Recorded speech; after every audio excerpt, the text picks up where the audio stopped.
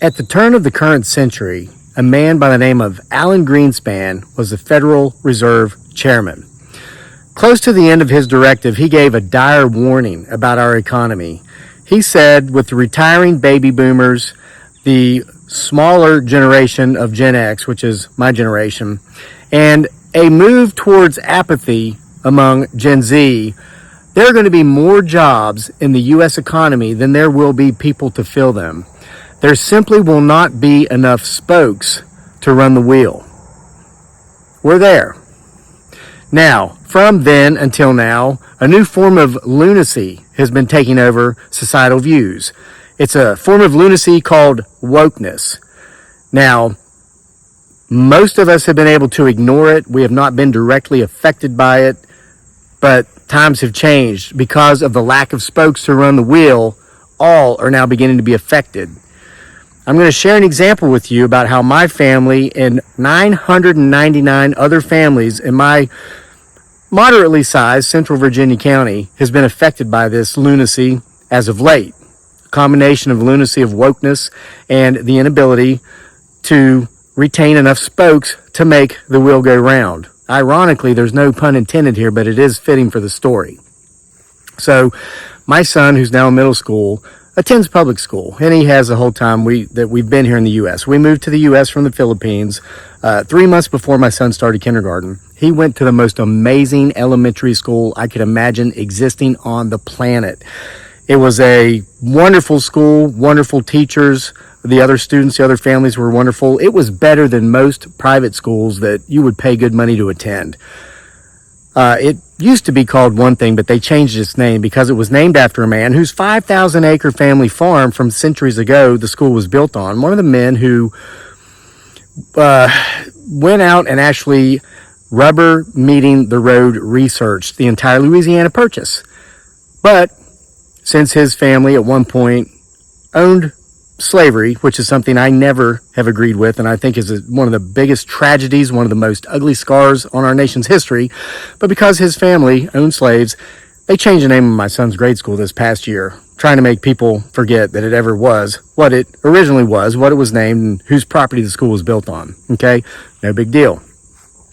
Now, we moved here from the Philippine Islands. My son's biracial. He's half Asian. His mother's Filipina. She's an immigrant. And I am a first generation college graduate who grew up in Appalachia, West Virginia. Okay? Neither of us were born into wealth. Not even close by any means. Had to work my way through college to get through, but I'm digressing. Let me continue with this story. So our son had a wonderful elementary school experience. The bus drivers were great. Loved the bus drivers. Well, he advanced to middle school last year, and the county has adopted this even newer policy of inclusion. And I'm all for that. Nobody should ever be bullied for any reason because of their skin color, their gender identification, their sexual preference, nothing. They shouldn't be body shamed if they're big, if they're small, if they're tall, if they're short. I 100% include inclusion, okay? However, teachers would send questionnaires out at the beginning of the year, and up until then, all the questionnaires were questions such as, where did your family go on vacation this summer? What was something interesting you did that we could talk about in class to get to know your child better? Such and so forth. But now the questionnaires begin with questions such as, which pronouns does your child prefer?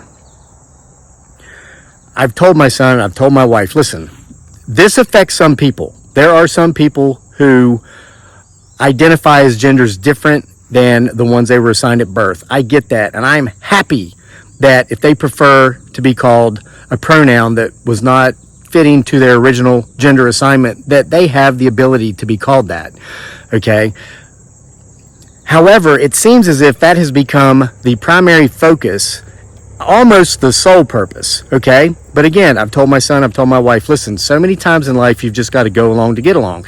This doesn't affect us directly, and I've talked to my son, don't you ever bully anybody for any reason. Even if this is the issue, transgenderism, don't you dare bully anybody. And if you see somebody being bullied, intervene. I'm not saying you have to step in and put yourself in harm's way, but you go to an adult, you go to a teacher, and he understands this. He gets it, okay? But here is how the lunacy of wokeness has directly affected us and 999 other families this year in our county. Last week, which would be 2 weeks before school starts, we get an email that there's a busing shortage, of course, because there's not enough spokes to fit the wheel. There's not enough drivers. So they've cut some bus routes. Now, the way in which they chose to cut those routes is that they're providing busing for the students who live closest to the schools, not farthest away, closest. Those of us who live the farthest away, out of an approximately, if you live at past an approximately 10-mile radius of the school, busing is not being provided for you. You must transport your child to and from school. Now, it seems as if it would make sense to do it oppositely, right? When you've got kids within walking distance of school, okay, so let's say they don't want to walk, but their parents are literally a 5-minute drive away from the school. Why not let them drive their students rather than asking those of us who literally live 45 minutes away from the school to drive it? So we're talking about driving our kids to school in the mornings, coming home. There's an hour and a half without the congestion, and I've driven him to school before in the past. You're putting on another 30 minutes for the congestion. So you're looking at 2 hours. Okay, and then 2 hours again at the end of the day. That's 4 hours. 4 hours a day times 5 days. That's a 20-hour week just for driving. And they dropped this bomb on 1,000 families. This affects 1,000 households in our county. They did this 2 weeks before school starts. So we didn't have time to make arrangements to maybe even move to a different county to where we could get busing, or send our kids to a private school, or, which would have been applicable for me and my family, make arrangements to move back to the Philippines for a year or so until they figured the busing stuff out, right? So anyway, here's where the lunacy gets real, and here's where I kind of lost my crap, and here's the reason why I'm making this video. I want to point this out, okay? I received a call yesterday afternoon from somebody working at my son's school, and they said, "We're calling to see if you've been able to arrange alternative transportation for your child this year." And I'm like, arrange alternative transportation? I don't get a bus. I said, well, I guess I'm going to be taking him to school and I'm going to be picking him up. And she said, okay, thank you. We wanted to thank you because of your upcoming sacrifice. You have enabled a child who is less privileged than yours to be assured a bus seat so they can get to school. Those were the wrong words to say. Less privileged than mine. This assumption that we have all this privilege, and so therefore we should have to drive 4 hours a day so that somebody lives 5 minutes away from the school doesn't have to walk. So I simply said, well, I'm glad you appreciate this sacrifice that I did not choose to make willingly.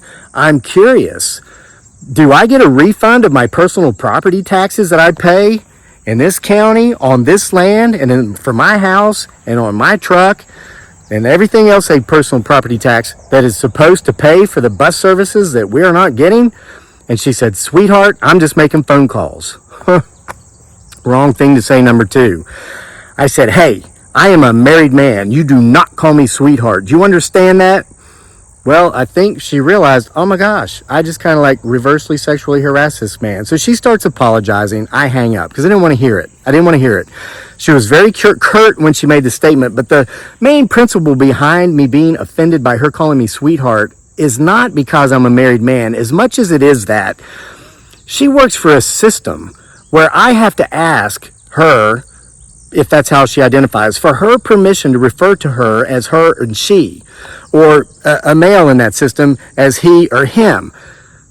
She doesn't have the luxury to throw around sweethearts. If I have to ask permission for what pronoun to use with you, and that's the number one most important question on the top of the questionnaires you send home at the beginning of every school year, you don't get to call me sweetheart.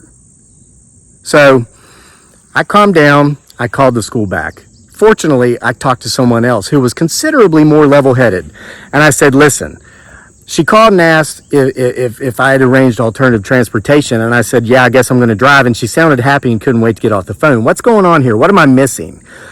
This person informed me that the county administrators, to make themselves feel better, created or got a call list of all the families affected by this and had everybody who worked in the offices of the schools calling these families to take notes on how they were being affected. And this woman said that the county was hoping to see that everybody says, yes, I'm going to drive. And as long as you said, yeah, well, I'm going to be driving my student or my child, which of course is what we're going to do because we're good parents. Our kids will get to school, even if it means we're going to be driving them, because they want an easy pass. They want an easy out. They want to be able to say, oh, look, they found alternative transportation. They fixed it. And then they can sleep better at night. And I asked this woman, I said, what sense does it make to have those of us who are 45 minutes away drive when kids that are 5 minutes within walking get a bus? And she said they're doing it out of equity, all in the name of equity. That's a term you hear a lot these days. Equity does not mean equality. Frankly, it can mean quite the difference. It can mean something very different. Equality means equal rights for everybody, equal opportunities. Equity means trying to make up for shortcomings for some folks by taking or minimizing what others were just given or born into or lucked into. Okay, that's the thought process behind it. It's part of this insanity of this woke movement. So I said, oh, you're doing this in the name of equity. I said, well, ma'am, can I point out to you that my son, like I said earlier in the video, is biracial. His mother's an immigrant. Further, we are a one vehicle family and a one driver family. And I explained to the woman, as I will explain to you now, and as I've explained to friends, they're like, why doesn't your wife drive? She can't pass the driving test. She finally passed the written part. She's got a learner's permit. We're working on it. She comes from a culture where, like, not everybody drives, like hardly anybody drives. They take public transportation, which is usually a sidecar attached to a motorcycle. I have encouraged her to learn to drive and get her license, and I have offered to buy her a brand new Mercedes Benz, which I will do. But for some reason, she wants a Toyota RAV4. Okay, I'll do that too. So it's not like I'm Mr. Middle-aged, white, rural, misogynistic male not letting my beautiful wife from the Philippines drive. I want her to drive because that takes a lot of the weight off of my shoulders. But I explained this to the woman, and I said, okay, so my son's biracial. We're a mixed-race family, single-car household with only one driver. So don't I fit the criteria as far as equity goes? And she says, well, you know, sir, interestingly, you do. Based upon the criteria that they use for this decision, you fit it, but I'm sorry, they're just not going to send a bus out there for you guys. So, woke is broke. Woke is broke. You're supposed to be servicing children like mine. Biracial, mother's an immigrant, single vehicular family. But no, we don't count for some reason. I wonder why. And no, this did not come from an inheritance. 8 years ago, we were down and out in the Philippines and we couldn't afford to buy food. I relentlessly worked my backside off at my craft, which those of you who follow my channel regularly knows is writing, social media content creation. And yeah, if you were to look at 1099s and tax returns now, you would be like, they're privileged. No, they're successful. We are enjoying the fruits of our labors, okay? Nobody gave it to us, and we didn't get it because an organization came in and held those above us back until we could catch up, or took away from them to give to us so we could catch up, okay? And I know some people have more skills than others, some people have more talents than others, but folks, we've reached the point that I clearly remembered Chairman Greenspan warning us about. There's not enough bus drivers. There's not enough bus drivers. There's not enough spokes to make the wheel go round. You go into town to have lunch somewhere, there's not enough service. You don't get good service anymore. We're there. But to add insult to injury is this insane mindset of wokeness to where, okay, there's not enough service providers, there's not enough services, there's not enough spokes to make the wheel go round, so let's punish the parts of the wheel who are successful or who maybe have more than others. Maybe they were born into it, but that doesn't make them bad people. They didn't choose to be born into a wealthy family or a family of means any more than anybody who was born into a family without means chose to be born into that family.